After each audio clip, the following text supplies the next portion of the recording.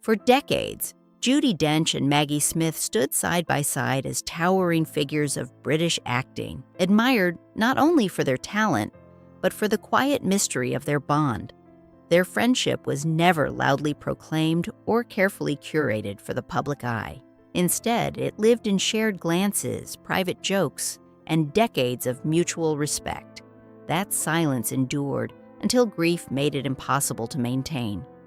At 89, Judi Dench finally allowed herself to speak, not in grand declarations, but in fragments shaped by loss. Maggie's death left behind not just an absence, but a stillness that felt unfamiliar after a lifetime of companionship. Judi described it not as loneliness, but as disorientation, as though a constant presence had quietly slipped out of the room. Their friendship was never performative. It was rooted in time, survival, and shared understanding of an industry that demanded everything. When Judi spoke through tears, the world glimpsed something rare, not legends reflecting on fame, but a woman mourning a friend who had walked beside her for over 60 years.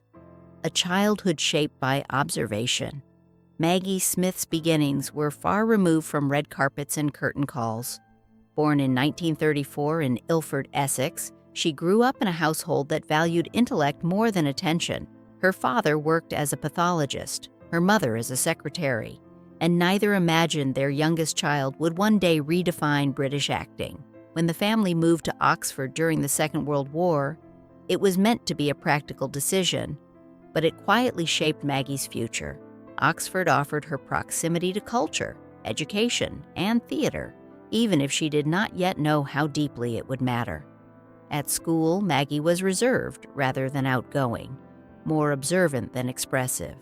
Teachers noticed her imagination and her sensitivity to language, particularly Shakespeare, which seemed to awaken something within her.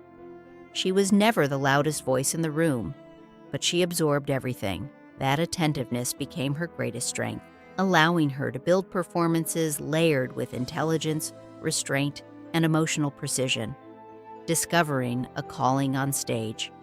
By 16, Maggie Smith felt an urgency that formal education could no longer satisfy. She left school and joined the Oxford Playhouse, where she encountered the discipline and rigor of theater for the first time. Acting was not a pastime for her. It felt like a necessity. When she stepped on stage as Viola in Twelfth Night at just 17, it was clear she possessed an instinct beyond her years. Her talent carried her to the Royal Academy of Dramatic Art in London, where she refined her craft through voice, movement, and classical interpretation. The training was demanding, but Maggie thrived under structure. She soon joined repertory theater, where rapid role changes forced her to grow quickly. Comedy, tragedy, farce, she learned to inhabit them all with equal seriousness. Those years shaped her discipline and emotional range, teaching her not only how to perform, but how to endure.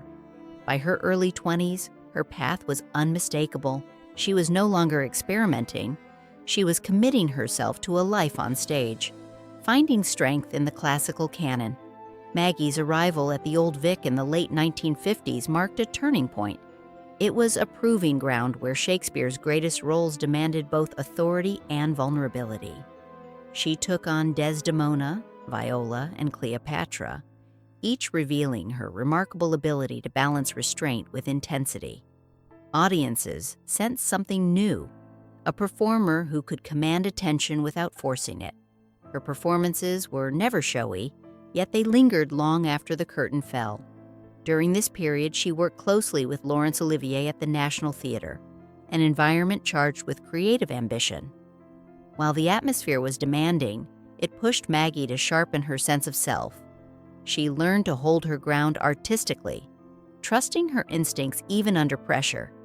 These years forged her resilience and confidence, helping her emerge not merely as a gifted actress, but as a defining voice of her generation.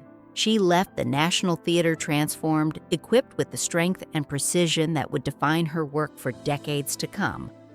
A natural transition to film. Although theater was her foundation, film soon offered Maggie Smith a new canvas. Her early screen roles revealed how naturally her stage discipline translated to the camera's intimacy. In Nowhere to Go, her performance earned critical attention, signaling that her talent could resonate beyond the theater walls. The real breakthrough arrived with the prime of Miss Jean Brodie, where she portrayed a charismatic yet unsettling schoolteacher, convinced of her own brilliance. Maggie infused the character with charm, wit, and quiet menace, capturing the contradictions that made Jean Brodie unforgettable. Her performance earned her an Academy Award and international recognition, yet fame never altered her priorities. She resisted the pull of constant Hollywood glamour, choosing instead to move fluidly between stage and screen. Her second Oscar for California Suite further cemented her reputation, but she remained grounded, guided by craft rather than celebrity. Maggie's film success never replaced theater. It simply expanded the reach of her voice, love, loss, and inner resolve. Behind her professional success, Maggie's personal life carried deep challenges. Her first marriage brought both companionship and strain, and its eventual end forced her to confront life as a single mother raising two sons. Through upheaval and uncertainty, she remained fiercely protective of her family, providing stability even when her own world felt fragile. Love returned later in life through playwright Beverly Cross, whose steady presence offered her a sense of peace she had long needed. Their marriage endured until his death in 1998, a loss that deeply marked her. Maggie later said she never remarried because that kind of connection could not be replaced. Alongside emotional trials, she faced serious health struggles, including Graves' disease and later breast cancer. Yet she continued working, finding purpose in performance. Acting became her anchor, not an escape, but a way to remain present and resilient. Through adversity, she carried herself with dignity, humor, and quiet determination, becoming a global icon. Late in life, remarkably, Maggie Smith's most globally beloved roles arrived later in her career. As Professor Minerva McGonagall in the Harry Potter films, she embodied authority, intelligence, and compassion, captivating an entirely new generation.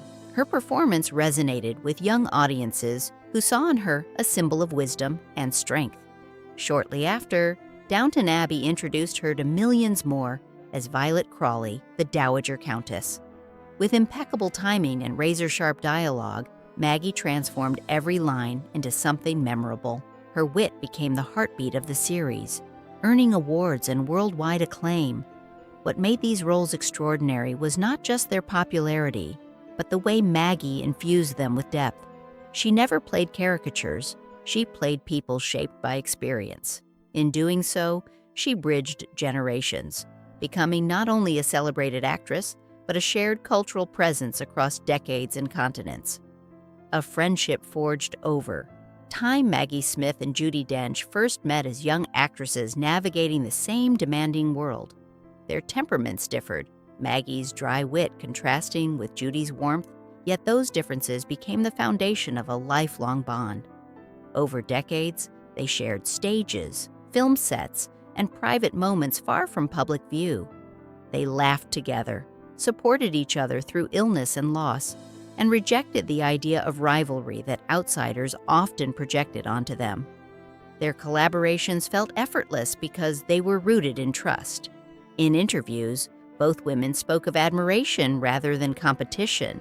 The 2018 documentary Nothing Like a Dame offered audiences a rare glimpse into that friendship, playful, honest, and deeply affectionate. What endured between them was not ambition, but understanding. They had grown up together in an industry that changed rapidly, and their friendship became a constant grounding force that neither ever took for granted. Grief, memory, and a living tribute. When Maggie Smith passed away in 2024, the loss reverberated across the world, but for Judi Dench it was profoundly personal. Speaking publicly soon after, Judi struggled to articulate her grief, her voice breaking as emotion overtook words. Later, she shared a quieter tribute that spoke volumes. At her home, Judi maintains a private forest where she plants trees in memory of those she has loved and lost. For Maggie, she chose a crabapple tree. On the day of the funeral, Judi carried a single crabapple in her pocket, a small, tangible connection to her friend. It was not a grand gesture, but an intimate one, fitting for a friendship that had never sought attention. In that forest, Maggie's memory lives on, not as a legend, but as a presence rooted in love, loyalty, and shared life.